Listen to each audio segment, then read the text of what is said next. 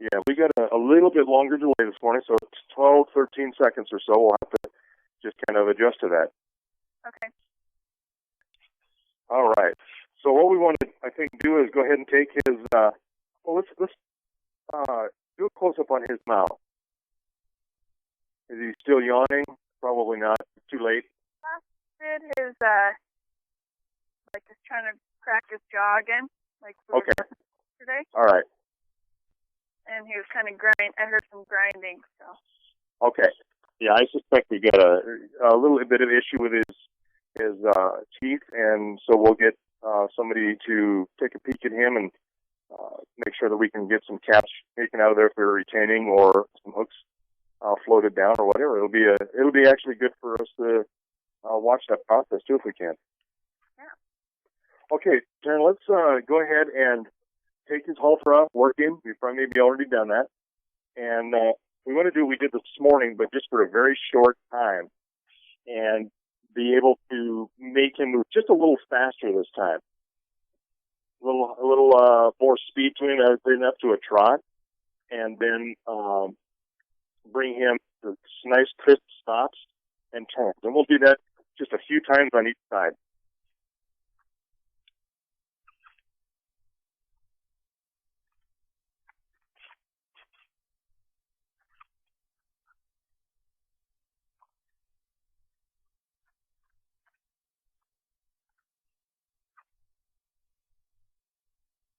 Okay, I see you don't have that extended arm, so you might want to grab that so that you can make him respond to you right away. If you ask him to move, he should respond to you within just a split second. And if it's longer than that, you need to encourage him. Okay.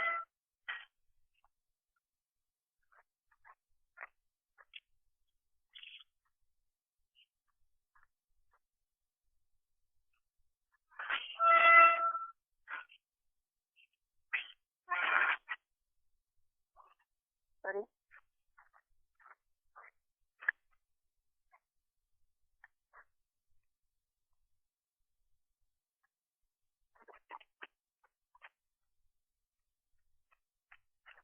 Pretty prancy today. Yeah, it's cool. The environmental conditions really have a huge impact on how they'll act. So it's cool, slightly rainy. Now I see him throw his head a little bit when you started to move him, and that's kind of a sign of like snotting at, like, I don't want to have to do that. No.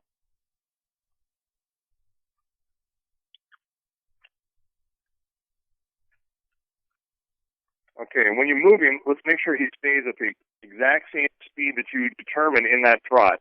Don't let him speed up. Don't let him slow down. Because what you're doing is you're controlling a couple of things. One is direction that he's moving. The other one is determining the exact speed that you're determining.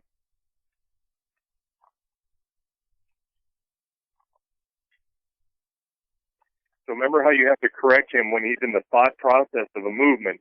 If you see him begin to just slightly stop his speed or increase speed, then you get on him right away. Make him maintain that speed, because then you're controlling his mental thought. Okay, just go around a couple of times and then make a good stop and turn of your choice.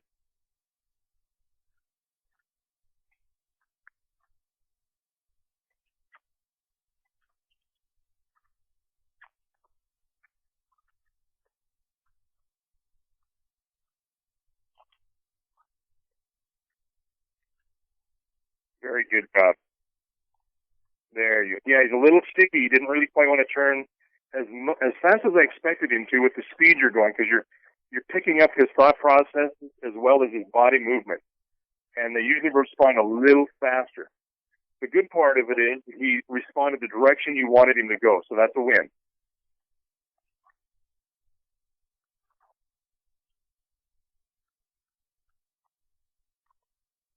Good job. You're keeping him moving even when he wants to slow down. That's a really, really good job. Make sure that you're doing that just as quickly as you possibly can. Now he may throw his head and he may kick out. He may ring that tail a little bit. because he's starting to get a little bit irritated with, I don't want to have to do this. That's that normal vying for the dominant herd position. Okay. If that happens, what you need to do then is make sure you absolutely make him do what you want and discipline him by making him work a little harder for just a couple of times around that corral, and then stop and forget it ever happened. Okay.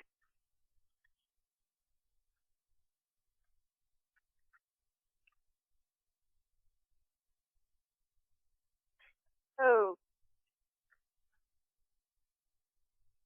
You turned him away from you. That was an excellent job and much more responsive.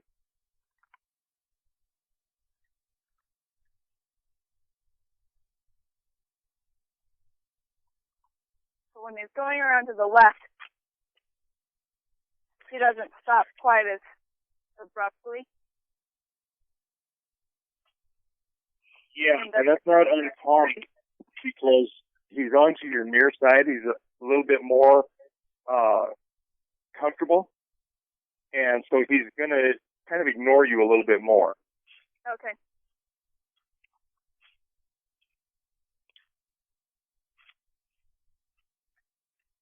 Oh. Good boy. Good boy. It sounded like that was a good stop that's coming up. It was a really good stop. Okay, good. A little slow turn. I turned the wrong way too. Or I was facing my shoulders the wrong way. Okay, well, it's good that you recognize it. Oh yeah, I see you're turning. Yeah, you're turning your body towards him a little bit. Yep, it slowed him up. Okay, yeah, I'm glad you really did a good job of recognizing that you caused that. Oh, good boy.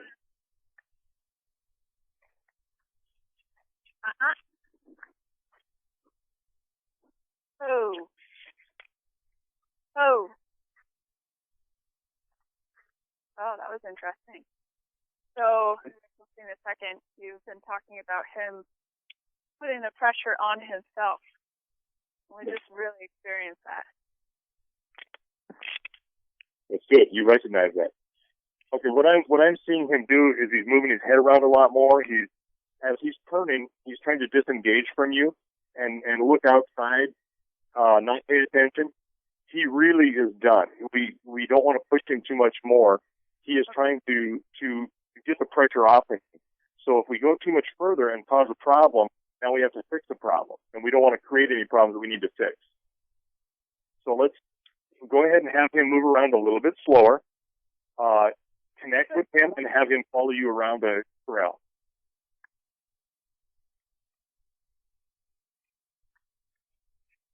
Yeah, he's very sticky. Yes, I see that. I see when you're trying to move him, and he's just wanting to stand there. But look where he's standing. He was right there at the time clock of that gate. Saying, you know what? I know where I come in and out. I'm done. Oh, good boy. So since he didn't turn when I asked him, he was stuck at that gate. Yeah, get him away from it. Making the call of he's done, or should I make him do it? No. Okay, what I saw you just do is move him away from the gate to the opposite side of the corral. And what you're doing is you're cheating and using that gate as a target for him to go to, but he's got to go through you to do it and do whatever you want. And that is exactly the right thing to do. Your intuition there is right on. You're using a tool that he doesn't even realize that you have, but his desire is to be there. Now you can work him. So what I would do is go to him, stroke him, make that personal connection, and then have him walk with you doing a figure eight around the corral to stay with you. If he does that, you're done. Okay. Oh. Good boy. Good boy. Notice how when you approach it, yes, good job. He turns his head away from you, even on the side he's comfortable with. So he's feeling, look at all that pressure he was feeling, and he stepped away from you. You touched him, and he relaxed a little bit, and he stuck his head towards you. Now he's reconnected with you.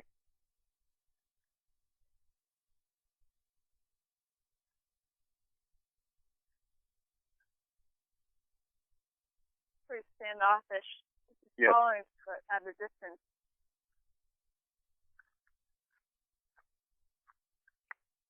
Yeah, he's totally disengaged. Well, I can tell he's interested. I can feel him watching me, but he doesn't want to follow. But he's leaning. Yep. And you'll see in a second. He really abruptly.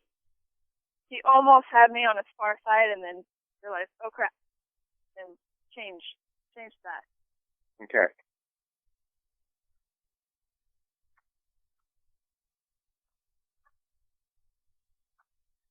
One of the things you want to be careful of is that when he disengaged from you and you were walking around, look at where his body position was. He's in the center of the corral, and you're on the outside with him not coming to you. Now he's around corralling you. You're doing all of the work, and he's not.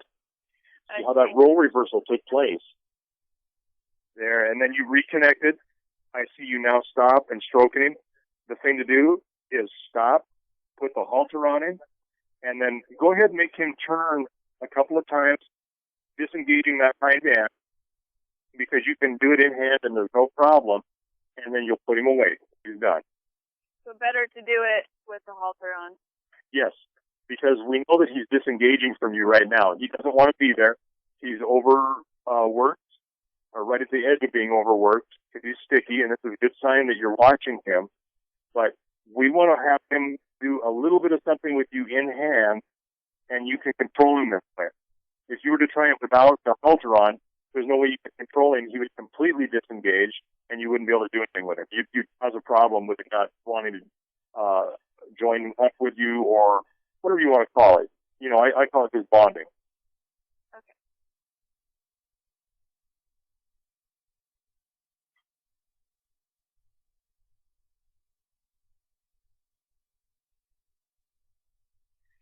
And I see that Paula asked a question that of giving him a coffee break seemed like it was a chance to regroup, but ended up taking out of work mode altogether. And yes, the coffee break helped a little bit, but we also know that he's a young mind and can only take a little bit more work. And by doing this, it did give him a little bit of a chance to disengage, but we know that work time was going to be much slower and much shorter. So that's why we have to really be aware of where his limitations are mentally. That's a great question, Paula.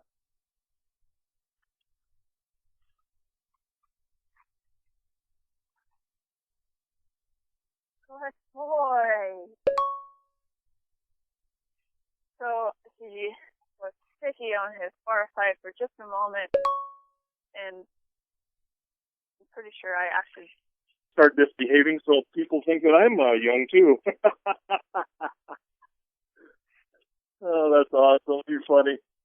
Oh boy. Yeah, and all we want to do is you're really making him move at this point. You're doing the right thing, but it reinforces what we did earlier, and he's having to do what you want now in spite of him being sticky, but it's kind of mindless for him. He really doesn't have to think a lot, but he's responding to you. So At this point, we are done. We can put him away and let him have a little rest. Good job. Very good job. Good boy. Are you done, bud?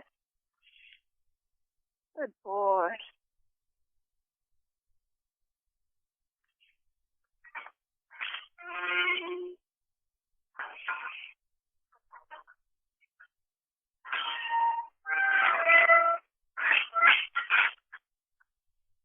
I noticed when you're leaving the round corral that he really is not pushing you and pressuring you in spite of the fact that he gets to have all of the pressure relieved. And he's starting to respect your space a little bit more. So you're becoming more and more the dominant member of this herd.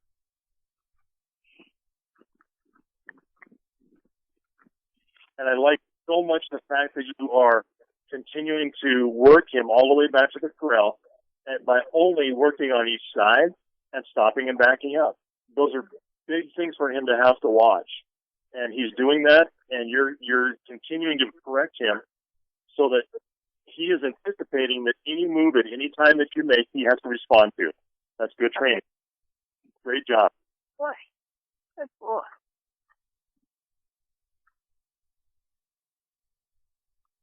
He's so funny. Every time I point, he looks over there.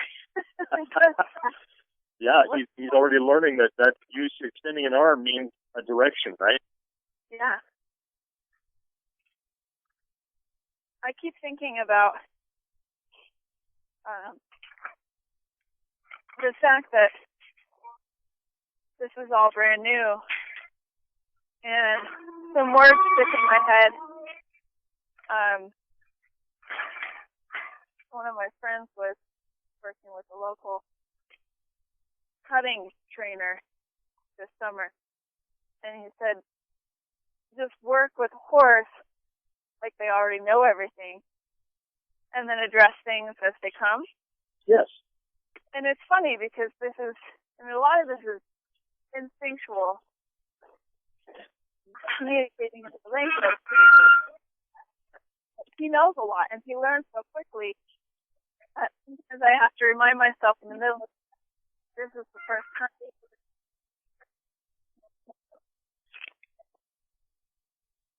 One of the things that a trainer talked about is basically it's like visualization. You're just seeing what you want to have happen, know what you want to have happen, and you just follow through. And if he doesn't do it, you correct it. And that's exactly right. Boy. Okay. All right, buddy. You can have some fun. Okay. I'm seeing you moving. Go ahead and put him away, and we're good. And I think we'll sign off for now. And if anybody has any questions on the horse chat, I'll hang around for a little bit, and then we'll call it a day. So great job, Taryn. We'll visit with you when we do this again. All right. Perfect. Thank you. You bet.